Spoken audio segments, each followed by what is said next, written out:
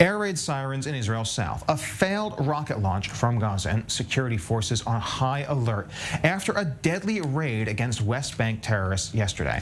Sirens went off in Nir Am, a kibbutz near the northern part of Gaza, that's near the city of Sderot. The Israeli Defense Forces said that rockets fired from Gaza landed inside Gaza. Crude projectiles used by Gaza terror groups often malfunction and fail to make it into Israeli territory. Yesterday, police in Jerusalem and surrounding areas were put on increased alert amidst fears that Palestinians would attempt to exact revenge for a raid in Jenin, a raid that left 6 dead in a gun battle between IDF forces and Palestinian gunmen, including the perpetrator of a double murder in Huwara last Sunday. Now, for more on this, we are joined at the border by Pierre Klochendler. He's at the border with Gaza, and here's the big questions. The military is very tense right now. Everyone's afraid of an escalation with Gaza, with everything else going on right now. But one misfired rocket is probably not the catalyst people are afraid of. So what are they afraid is going to happen here? I don't think that the Israeli Defense Forces at this point are on an especially increased alert on the Gaza border. I think that most of the events are taking place in the West Bank, and that's most worrying the Israeli army. Here along the Gaza border, and we're just next to kibbutz Nir Am, where the alarm sounded yesterday.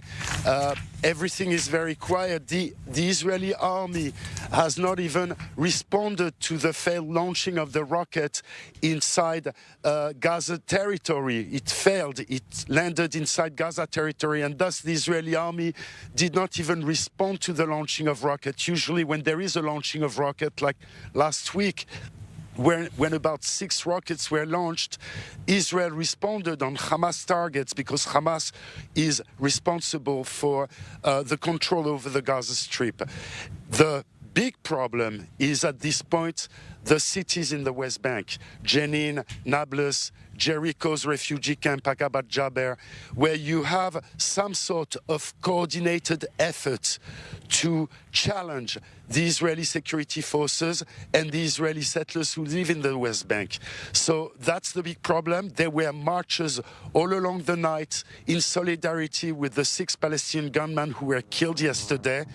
There were marches in all Palestinian cities, and a general strike has been declared in all Palestinian cities in the West Bank. A day of rage has been called for this coming Friday. Well, thank you, Pierre. We're going to be following the situation as it develops. We're going to move back to the studio now to talk to Raphael Urshan. He's a former senior intelligence officer with the IDF and one of our primary security analysts. Now, Pierre just mentioned that the real threat is coming out of the West Bank, and we can see that we have a major raid in Jenin and Nablus at the same time, just ahead of Ramadan. What exactly is brewing here? What the Palestinians are doing is the usual tactics, especially the Hamas. They're keeping Gaza quiet because they want to benefit from the advantages they get from cooperating economically with the Israelis. Work permits for Gaza people to go and work in Israel, which is an influx, of course, of money into Gaza. Exchanges of merchandise at the checkpoints between Gaza and Israel. We buy, we sell. So they want to keep that quiet, and they put all their efforts on the West Bank, saying, look, it's not us, Gaza is quiet, this is the West Bank. In a way, it's true, because some inside the Hamas itself, there are different factions. They do not agree with one another. They do not necessarily obey to the higher command of the Hamas, whether it's Mr. Sinwar in Gaza or the higher command abroad. And some of the factions are more like, especially in the military branch, more extreme and want to act, even if the political branch wants to keep a relative quiet.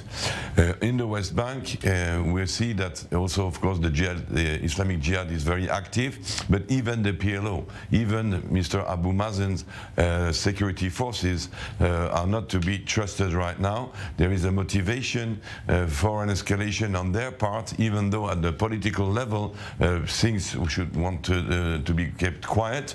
Mr. Abu Mazen is also under a lot of pressure from Egypt, Jordan, who want the peace to be kept during Ramadan on the holy places, but also from the Biden administration. And there, yet again, there's an economic interest because the Biden administration writes checks in millions and millions of dollars to the Palestinian Authority on the condition that they will respect this injunction to keep the quiet. So all this is very nice, and when it's done said like that, on the ground things are really, really hot, very, very dangerous. The police is being deployed even more now at the approach of Ramadan in East Jerusalem, but also even in Israel into mixed cities where Arabs and Jews live together, because we unfortunately remember incidents in the past. So it's a high level of alert, and the situation is very, very volatile. There's also a complicating factor this time around, because it's not just business as usual, where Hamas instigates, the IDF responds. We've seen Israeli civilians, the settlers, getting directly involved in the ground conflict as well now. We saw the riot in Huwara just last week, and you just told me you got reports yourself, another incident in Silwan right now. Exactly, and this is extremely dangerous. You're talking a very few people, a handful of people, but that handful of people could just inflame the whole area because they are very extremist. And this morning in Silwan, so Huwara, even though there are people with weapons in Huwara, etc., is a relatively quiet place. Silwan is one of the very hot spots in the Palestinian territories. So this morning, settlers came into Silwan with cars, a kind of provocation. They were not violent. It was not like in Huwara setting fire to buildings. It was a kind of provocation, and they came a little convoy of cars. One of the cars actually belongs to one of the two settlers right now being detained in administrative detention because of the attack of Huwara.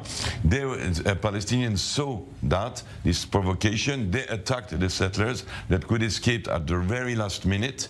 I still remember they are very extremist people on both sides, and these settlers could have been either killed or kidnapped and held hostage, and then it would be a completely different scenario, a completely different atmosphere, which could still happen before or during Ramadan. This kind of incident is exactly what we call the match that would fire to the whole thing. Absolutely, and it's definitely causing the threat of bringing the entire attempts at calming the situation crashing down around us. Thank you very much for explaining the situation, and let's hope things quiet rather than the alternative.